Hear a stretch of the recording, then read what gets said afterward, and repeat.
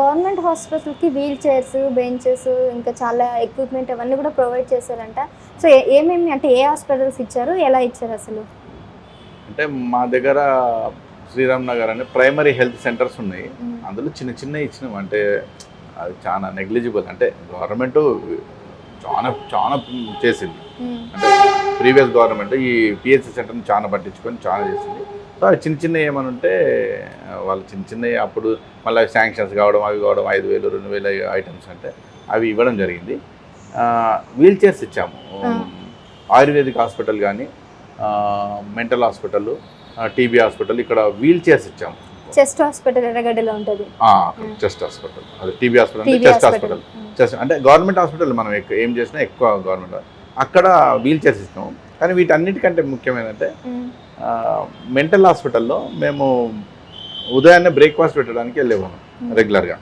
So అక్కడ కరోనాకు ముందేమో అక్కడ లోపల చైర్స్ ఉండే, ఐరన్ చైర్స్ ఉంటే అక్కడ పేషెంట్స్ కూర్చున్న వాళ్ళు పిలిచేవాళ్ళు. కరోనా తర్వాత ఏమైంది అంటే పేషెంట్స్ లోపల రాకుండా బయటనే నిల్చుండ పెట్టడం జరుగుతుంది. సో దాదాపు అవుట్ పేషెంట్స్ వస్తారు డైలీ. అంటే ఒక పేషెంట్ మా సోమవారం అంటే అతను సోమవారమే రావాలి. నెక్స్ట్ వీక్ వచ్చినా నెక్స్ట్ మంత్ వచ్చినా సోమవారమే ఆ డాక్టర్స్ ఆ టీం ఉంటుంది. మంగళవారం వచ్చేవాళ్ళు మంగళవారం అట్లా హాస్పిటల్ మెంటల్ ఏదైతే మనము ఈ మెంటల్ హాస్పిటల్ ఉందో మనము ఐఎంహెచ్ మానసిక మెంటల్ హాస్పిటల్ అంటే అర్థమవుతుందని ఎర్రగడ్డ హాస్పిటల్.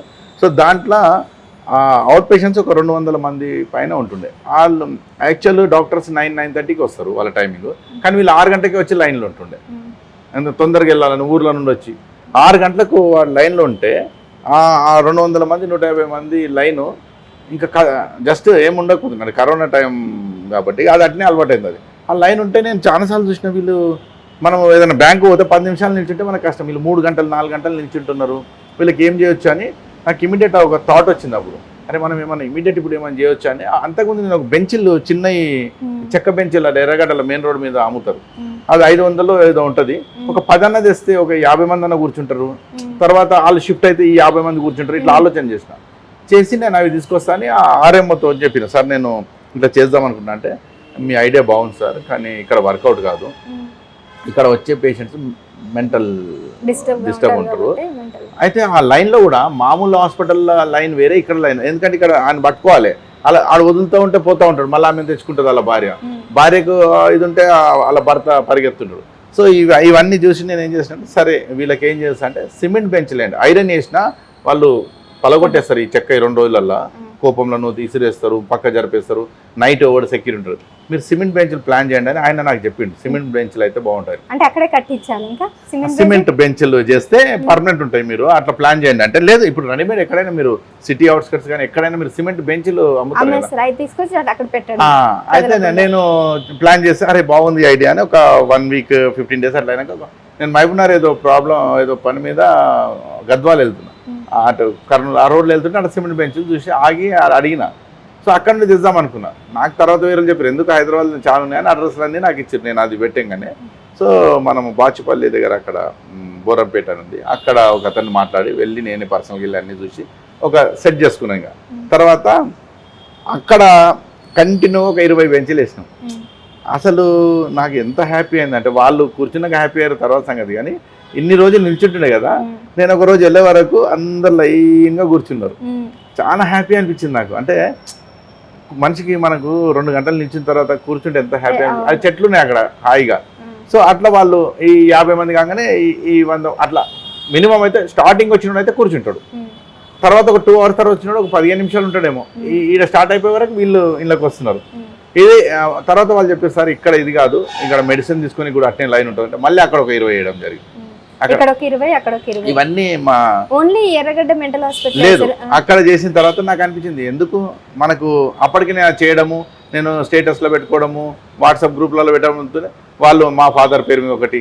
ఇక్కడ ఏమైందంటే నేను చేయించడం ఏం చేస్తున్నా అంటే ఆ సిమెంట్ బెంచ్ రెడీ అవుతున్నప్పుడు ఆ మ్యానుఫ్యాక్చర్ ఎవరైతే రెడీ చేస్తుంటాడో సిమెంట్తోని అప్పటికే వానికి ఒక చిన్న బండ అంటే మనము నేమ్ ప్లేట్ మీద ఎవరైతే అంటే in loving memory of my father so and so అని వాళ్ళ సన్ అని ఆ పేరు పెట్టడం. ఇంకా ఎవరి పేరు లేదు, ఆర్గనైజ్డ్ బై శ్రీనివాస్ రెడ్డి లేదా organised by so and so organisation ఏం లేదు. ఓన్లీ ఫర్ ఎగ్జాంపుల్ ఒక Narasimha in love memory of so and so Narasimha donated by son అంతే. అట్లా చేయడం వల్ల అందరికీ అరే చాలా బాగుందని అందరూ మా ఫాదర్ పేరుతో పెట్టేస్తా, మా మదర్తో 2 పెట్టేస్తా అని అట్లా ఒక్కొక్కసారికి 8 బెంచ్లు అట్లా చేయడం. దాంతోపాటు టీబీ హాస్పిటల్లో, తర్వాత ఆయుర్వేదిక్ హాస్పిటల్ లోపల ఇక్కడ ఎర్రగడ్డలో ఇప్పుడున్న ఆయుర్వేద హాస్పిటల్ ఉన్న బెంచ్లన్నీ మనం వేసినాయి. అంటే మా విద్యుత్ సంస్థల ఉన్న ఎంప్లాయీస్, ఆఫీసర్స్, అలాగే కొందరు బయట మిత్రులు వాళ్ళ అట్లా. మెంటల్ హాస్పిటల్ ఉన్న చాలా మటుకు గ్రీన్ కలర్తో పెయింట్ ఏవైతే ఉంటాయో అవి గవర్నమెంట్ హాస్పిటల్స్లో అన్నీ మనం. దాని తర్వాత పిహెచ్ సెంటర్లో ఇవన్నీ మెయిన్ హాస్పిటల్ కాదు. తర్వాత వాళ్ళు పిహెచ్ సెంటర్ వాళ్ళు అడిగారు, సార్ ఒక్కసారి మా హాస్పిటల్ అంటే వెళ్ళినాం, మాకు కూడా బెంచ్లు ఇస్తే బాగుంటుంది సార్ అంటే, మీకెందుకు ఏం అవసరం అంటే, అప్పుడు 1 గంట నిల్చోండి సార్ ఇక్కడ అని చెప్పారు. చూస్తే చాలా మంది ప్రెగ్నెంట్ ఉమెన్ వస్తారు అడిగి పిహెచ్ సెంటర్కు. నేను శ్రీరామ్ నగర్ అని ఇక్కడనే మన రాజీవ్ నగర్ ఉంది, మోతీనగర్ని, దానికి ఆనుకొని పిహెచ్ సెంటర్. అక్కడ పోతే వాళ్ళు భర్తతోనే వస్తే కెంటికొండ మీద వస్తే ఆమె కెంటికొండ మీద కూర్చోవడము, లేదంటే ఆ డ్రైనేజ్ మ్యాన్ హోల్స్ మీద కూర్చోవడము, ఏదైనా రాయి ఉంటే రాయి మీద కూర్చోవడము, ఎన్నో చెట్లకి ఇట్లా. కొందరేమో అట్నే నిల్చోవడం గంటలు. ఎందుకంటే అప్పుడు కరోనా లోపలికి లోపల ఫుల్ ఉన్నా బయట కొందరు ఉంటారు కదా, వీళ్ళ గురించి బయట వెయిట్ చేయడం. ఇట్లా చూసినా నేను ఎక్కడ చూసినా మనుషులు నిల్చొనే ఉన్నారు. సో అక్కడ వేయడం వల్ల వాళ్ళు కూడా హ్యాపీ. అంటే వాళ్ళు ఏదో వాళ్ళ 4-5 ప్లాస్టిక్ చైర్స్ తెచ్చి వేసేవారు. ఇప్పుడు మనం వేసిన తర్వాత బెంచ్లు అందరూ ఆ బెంచ్ల మీద కూర్చుంటారు. దాని తర్వాత బోరబండల అక్కడ ఇంకా గవర్నమెంట్ హాస్పిటల్స్ అమీర్పేట. సో ప్రతి దగ్గర హాస్పిటల్స్ ముఖ్యంగా ఎక్కువ స్టాండింగ్ అన్నీ ఉంటుంది కాబట్టి ఆ హాస్పిటల్స్ అన్ని టార్గెట్ చేసి మన చుట్టుముట్టున్న హాస్పిటల్స్ అన్ని మ్యాక్సిమం వేయడం జరిగింది. ఇంకా ఫ్యూచర్లో మళ్ళీ ఆ కార్యక్రమం ఇవి ఎట్లుంటుందంటే ఒక కార్యక్రమం చేస్తుంటే ఆ ఫ్లోలో ఉంటాము, అది ఆగిందంటే ఇంకో కార్యక్రమం ఫ్లోలో ఉంటాము. కానీ రోజు ఏదో ఒక కార్యక్రమం చేస్తూనే ఉంటారు కదా సార్. చేస్తాం. అయితే ఒక రోజు మాత్రము టార్గెట్గా పెట్టుకున్నాము, ఎన్ని ప్రోగ్రామ్ చేయగలుగుతాం ఒక రోజు అని. ఒక రోజు 24 ప్రోగ్రామ్ చేసినాం. ఒకటే రోజు 24 ప్రోగ్రామ్స్ అంటే డిఫరెంట్ పిల్లలకు. అంటే పొద్దున్న నుంచి నైట్ వరకు మార్నింగ్ స్టార్ట్ చేసినాము. అంటే పిల్లలది ఒకటి అవగాహన ర్యాలీ అని ఒకటి, మొక్కల దాని మీద ఒక ర్యాలీ, తర్వాత పిల్లలకు ఇదని ఒక దగ్గర నోట్బుక్స్ పంచడము, ఒక దగ్గర స్కూల్లో ఇచ్చేయడం, ఒక దగ్గర బ్లడ్ క్యాంప్ పెట్టడము, ఒక దగ్గర అన్ని ముందే ప్లాన్ చేసి అన్ని ఆర్గనైజ్ చేసి అన్ని అటెండ్ అయినా 28 టైమ్స్ పైన మ్యాక్సిమం బ్లడ్. తలసమి అప్పుడు కరోనా టైంలో చాలా టఫ్ టైం ఉండే వాళ్ళకు.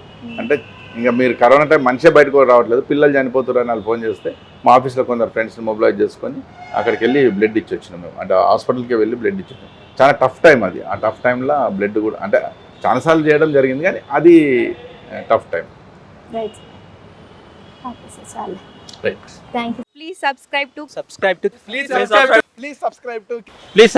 KTV Telugu. KTV Telugu KTV Telugu channel.